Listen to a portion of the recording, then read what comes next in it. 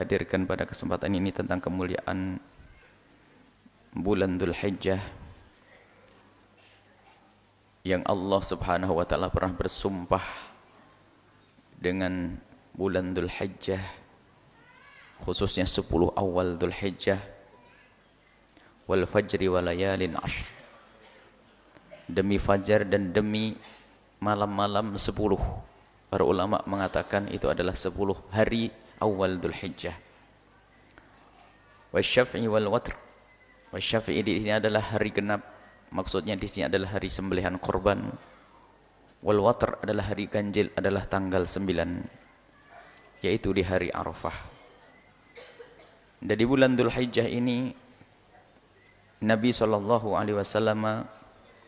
dalam satu hadis yang diriwayatkan dari Sayyidina Abdullah ibn Abbas radhiyallahu taala anhu, beliau berkata, qala Rasulullah sallallahu alaihi wasallam, Rasulullah sallallahu alaihi wasallam bersabda, ma min ayyamin, tidak ada hari-hari, al amalus salih, amal saleh, fiha, di hari-hari tersebut, ahabbu ilallahi, lebih dicintai oleh Allah, min hadhil ayyami, dari hari-hari ini. Para ulama menjelaskan ini adalah hari 10 Dzulhijjah, 10 awal Dzulhijjah. Kemudian sahabat Nabi, qala wal jihad fi sabilillah ya Rasulullah, ya Rasulullah, walal jihad fi sabilillah, termasuk jihad enggak bisa mengalahkan ini ya Rasulullah? Dijawab oleh Rasulullah, walal jihad fi sabilillah, jihad pun tidak bisa mengalahkan keutamaan 10 awal Dzulhijjah. Tidak bisa mengalahkan 10 awal Dzulhijjah. Illa rajulun, kecuali jika ada seorang laki-laki kharaja bi nafsihi, perang dengan dirinya sendiri, bukan sekedar biayai, wa malihi, dan membawa hartanya, walam yarji bidzalika bi syai', walam yarji min dzalika bi syai', sehingga tidak kembali, sudah dia mati di medan laga, hartanya habis untuk berjihad, maka itu baru menyamai 10 awal Dzulhijjah. Bahkan sebagian ulama mengatakan 10 awal Dzulhijjah lebih bagus daripada 10 akhir Ramadan. Hanya yang mengalahkan lainnya di Ramadan itu ada Lailatul Qadar. Baru nanti menjadi unggul Ramadan karena ada Lailatul Qadar. Begitu utamanya 10 awal Dzulhijjah. Maka hendaknya kita peduli dengan 10 awal Dzulhijjah. Karena amal soleh di sini tidak ditentukan oleh Nabi, semua amal soleh. Dan isyarat juga dari Al-Quran tentang Dzulhijjah ini, wa yadhkurusmallah fi ayyamin ma'lumat, menyebut nama Allah di hari-hari yang tertentu tadi, yaitu 10 awal Dzulhijjah. Maka hendaknya kita di 10 awal Dzulhijjah memperbanyak amal-amal baik. Dimulai dari solat, kita tingkatkan solat sunnah, puasa khususnya. Dan Nabi SAW orang pertama yang menghidupkan 10 awal Dzulhijjah. Jadi mulai tanggal 1, 2, 3, 4, 9 sampai 10 nyembelih korban. Itulah 10 awal Dzulhijjah. Dan dikatakan ini adalah hari-hari sangat baik karena semua amal ibadah tersimpulkan di sini. Mulai dari puasa disunnahkan, sholat disunnahkan, sedekah disunnahkan, haji disunnahkan, dan tidak ada di hari lain amalan-amalan seperti amalan yang ada di 10 awal Dzulhijjah. Di bulan yang lain tidak ada hajinya, mungkin ada puasanya, mungkin ada sholatnya, tapi tidak ada hajinya. Tapi kalau di sini ada hajinya, ada sembelihan korban juga tidak ada di hari yang lain. Maka para kekasih Allah salafun saleh kalau sudah masuki 10 awal Dzulhijjah, mereka bergegas meningkatkan meningkatkan sedekahnya, karena sangat dicintai oleh Allah Subhanahu wa taala. Bahkan disebutkan juga apa yang kita baca, zikir, macam-macam zikir, termasuk takbir, tahlil, dan tasbih. Seperti disebutkan dalam hadis yang diriwayatkan oleh Imam Ahmad, ma min ayyamin, tidak ada hari-hari, a'dhamu indallah, yang lebih agung di hadapan Allah, wala habbu ilaihi, dan tidak ada hari yang lebih dicintai oleh Allah, fihinna, di hari-hari tersebut, min hadhil ayyam al-ashri, melebihi daripada 10 awal Dzulhijjah. Maka dari itu fa'akthiru fiha, maka berbanyaklah di situ at-takbir, membaca takbir, wat tahlil, membaca tahlil, wat tahmid, dan membaca tahmid. Baca Allahu Akbar, Allahu Akbar, Allahu Akbar, la ilaha illallah, Allahu Akbar, walillahil hamd. Nah, ini adalah amal-amal yang hendaknya kita lakukan di 10 awal Dzulhijjah. Kemudian ditingkatkan sedekahnya. Cuman harus paham, meningkatkan sedekah itu bagaimana? Bukan menunda sedekah. Kalau hari ini sudah pengen keluarkan 1 juta, jangan gara-gara dengar ini ditunda. Nanti aja. Oh, bukan begitu. Itu salah. Ini gara-gara dengar keutamaan 10 Dzulhijjah, hari ini mau mengeluarkan 100 juta, wah mending nanti saja. Ini adalah orang salah paham. Hari ini lebih bagus daripada nanti. Sebab nanti belum tentu untuk kita. Sama ada sebagian orang menunda amal sedekah, amal kebaikan, menunda di hari Ramadan.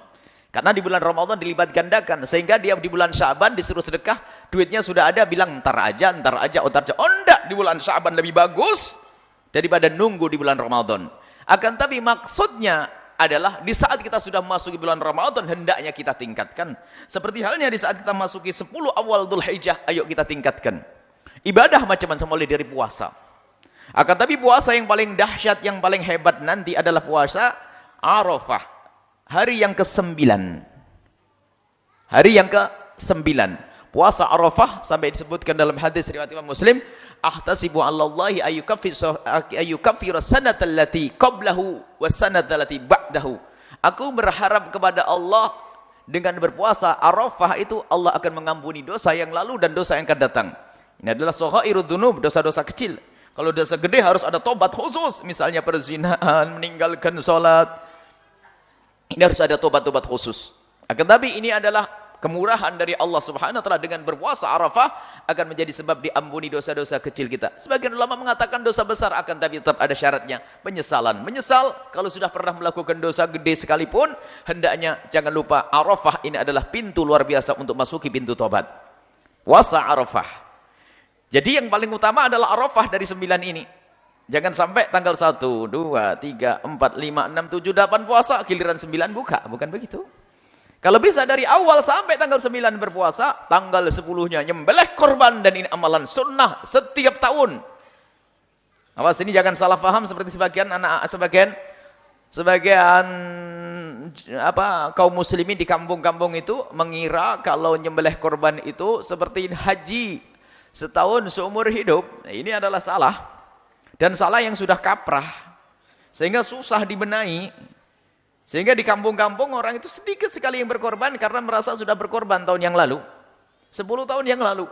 Padahal korban ini disunnahkan setiap tahun, seperti halnya sholat hari raya Idul Adha. Kapan kita memasuki Idul Adha, maka kita disunnahkan untuk sholat sunnah Idul Adha. Kita disunnahkan untuk berkorban setiap tahun, bukan setahun, bukan seumur hidup sekali. Dan ini dibaca, bisa kita pahami dari pertanyaan sebagian orang. Aku belum korban. Lah kok belum korban? Maknanya apa? Seumur hidup. Dia ngira seumur hidup. Kadang-kadang dibarengi, mana yang lebih didahulukan antara korban dengan akikah? Ini menunjukkan kalau dia itu pemahamannya adalah korban itu seumur hidup sekali. Bukan korban setiap tahun, sunnah kita untuk korban. Bukan setahun seumur hidup sekali. Awas, ini kesalahpahaman yang selama ini kita sering dengar. Sehingga mungkin ada seorang haji kaya raya diajak berkorban, ditawari kambing korban, dia bilang saya sudah pernah berkorban. Kapan Mbak Haji berkorban? Dipikir, dihitung-hitung, oh tahun 2000, sekarang 2015. Lah ini kenyataan ada ini. Maka dari itu ayo kita bergegas untuk bisa mengamalkan semua amalan. Semua amalan termasuk puasa. Dan juga kami ajak nanti untuk puasa di Arafah. Puasa Arafah ini bagi orang yang tidak haji. Kalau haji, lebih baik mereka memperbanyak ibadah untuk memohon kepada Allah di Arafah. Jangan sampai mereka sibuk untuk menyiapkan masakan untuk berbuka. Sehingga disunnahkan puasa Arafah bagi orang yang tidak haji seperti kita. Kalau orang yang ada di Arafah sana punya ibadah khusus. Kemudian nanti insya Allah sekalian kita ajak bersama-sama, ya, tolong amalannya nih, mulai dari sedekahnya ditingkatkan, puasa jangan lupa, bangun malam, silaturrahim, berkunjung kepada sanak, saudara, kerabat, saudara, sahabat yang punya permusuhan, damai luar biasa. Sedekah dengan uang, materi, baik kepada saudara, kawan, orang fakir, pesantren, masjid, kita tingkatkan semuanya. Ini lebih dicintai oleh Allah daripada kita berbuat baik di hari-hari yang lain. Tingkatkan semuanya. Kemudian juga Kalau sudah di Arafah di sore hari, nanti kita akan juga mengadakan, kami undang semuanya, lagi-lagi makan nasi bungkus di sini sepertinya, berbuka bersama di Arafah, sambil kita kumpul di hamparan sini, dan ini pernah dilakukan di Sayyidina Abdullah ibn Abbas, dan ini bukan membuat bid'ah wukuf. Nggak ada bid'ah wukuf di sini, wukuf hanya ada di Arafah. Agar tapi para salafun saleh mengamalkan ini, dikumpulkan orang menjelang berbuka, menjelang buka puasa Arafah, mereka berkumpul. Dan ini di Hadramut sana kita menemukan para alim ulama berkumpul juga. Di Bukit Aidit sana kumpul dia. Nanti ada para ulama ceramah, biarpun nanti orang luar mengatakan ini bid'ah, kok ada wukuf selain di Arafah. Kita tidak wukuf, wukuf hanya di Arafah saja. Akan tapi Sayyidina Abdullah bin Abbas melakukan ini kenapa? Mengajak umat biar tidak berantakan, tidak kesana kemari, dikumpulkan dalam satu tempat di padang. Bukan wukuf, wukuf hanya di Arafah memang. Wukuf syar'i di Arafah ini hanya wukuf lughawi saja. Kita berdiri, kita kumpul di sini di satu tempat hamparan luas. Di situ ada zikir, ada tausiah, ada mengamalkan itu. Mengamalkan, tidak ada amal soleh yang lebih baik. Kalau perlu nanti bawa duit banyak-banyak di sini semuanya. Ini lengkap semuanya nih. Bawa korban semuanya untuk persiapan esok hari. Ini lengkap semuanya. Kita pingin memperbanyak program ibadah. Ini bukan bid'ah, subhanallah. Memang ada sebagian orang mengatakan bid'ahnya orang Hadramut membuat wukuf di Bukit Aidit. Memang ada orang yang lidahnya itu memang penuh dengan kalimat bid'ah. Ini maknanya adalah kita berkumpul untuk membaca zikir, membaca sholawat, ada tausiah, dalam keadaan puasa, nunggu buka. Yang nggak puasa pun boleh datang loh ya. Yang mbak Tasa bila boleh datang, mungkin lagi udzur dan sebagainya, agar ada syiar di sini nanti. Jadi hari Arafah, tanggal 9 nanti.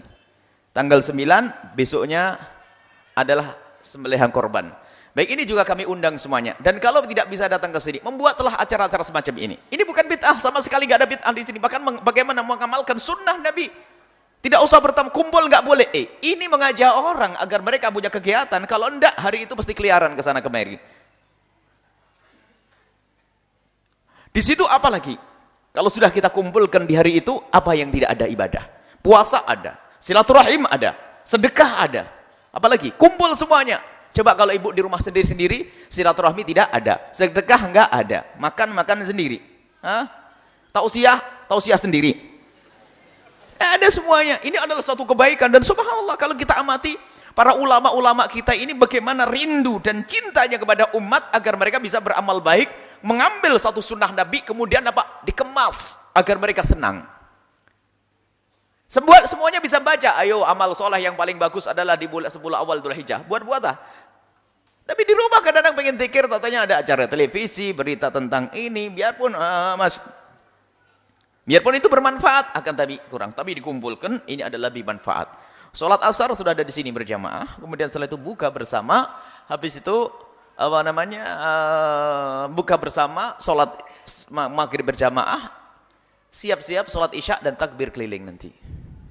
Takbir keliling, masya Allah. Nikmat ini insya Allah. Amal-amal yang bisa kita lakukan di tempat ini insya Allah. Baik, ini saja tentang Arafah, tentang 10 awal Dzulhijjah.